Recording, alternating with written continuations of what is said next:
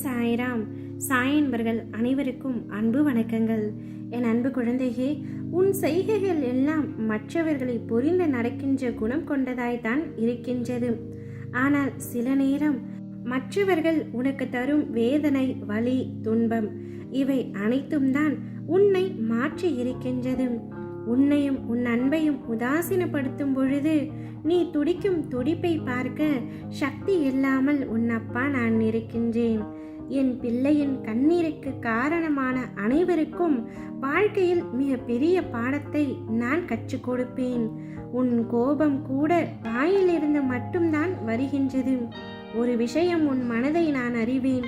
மற்றவர்களுக்கு நீ உணர்த்திதான் புரிய வைக்க வேண்டும் என்ற அவசியம் இல்லை தங்கமே. அவர்களுக்கான பாடத்தின் மூலம் அவர்கள் புரிவார்கள். அதனால் உன் வாழ்க்கை நன்றாக, ஜெயமாக, நிம்மதியுடன் கூடிய வாழ்க்கையாய் இருக்கும். சிந்திய நீரை அள்ள முடியாது.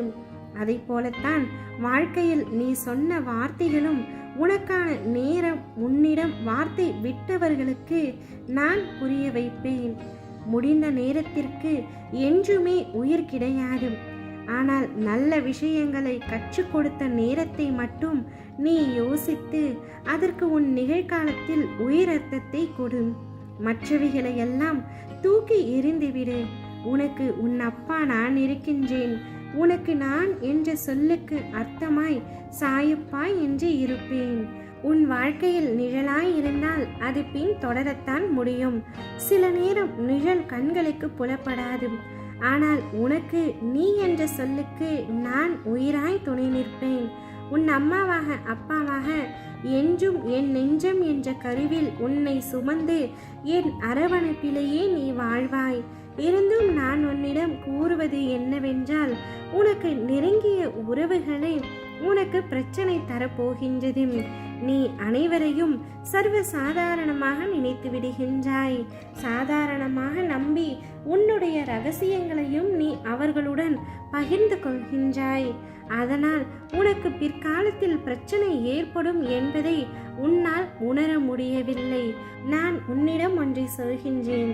உன்னுடைய ரகசியங்களை முதலில் மற்றவரிடம் பகிர்வதை நிறுத்திக்கொள். அதற்காக ஒரு குட்டி கதையும் சொல்கின்றேன்.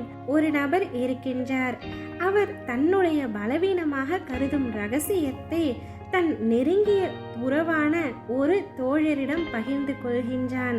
பகிர்ந்துவிட்டு அந்த ரகசியத்தை நீ மற்ற தோழர்களிடம் கூற வேண்டாம் என்று சத்தியமும் வாங்கிக் கொள்கின்றான். ரகசியத்தை கேட்ட அந்த நபரும் நான் யாரிடமும் கூற மாட்டேன் என்று கூறி சத்தியமும் வழங்கினான். ஆனால் அடுத்த நாள் பார்க்கும் பொழுது சக தோழர்கள் அனைவரும் இவனை பார்த்து கேலியாக பேசுகிறார்கள்.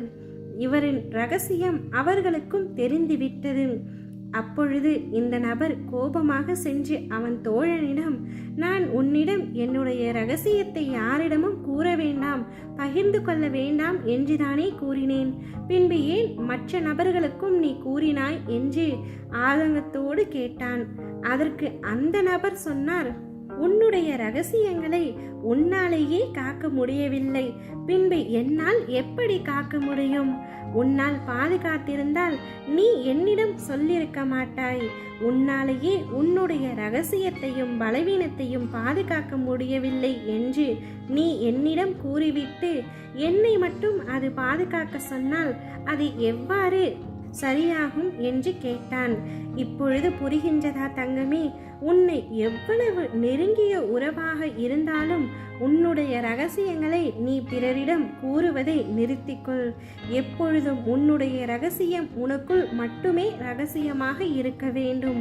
ஒரு நபர் தானே என்று நீ பகிர்ந்து விட்டால் அது மற்றவர்களிடமும் எளிதாக பகிர்ந்துவிடும். இப்பொழுது நீ அந்த தவறை புரிந்துவிட்டுதான் தண்டனையை அனுபவித்துக் கொண்டிருக்கின்றாய். உனக்கு நெருங்கிய உறவே உனக்கு பிரச்சனை தரப்போகின்றது. ஆனால் அத்தனை பிரச்சனைகளில் இருந்தும் உன்னை பாதுகாக்க உன் அப்பா நான் இருக்கின்றேன். எனவே கவலைப்படாமல் நீ இரு. அனைத்தையும் நான் பார்த்து கொள்கின்றேன். ஓம் சாய்ராம்.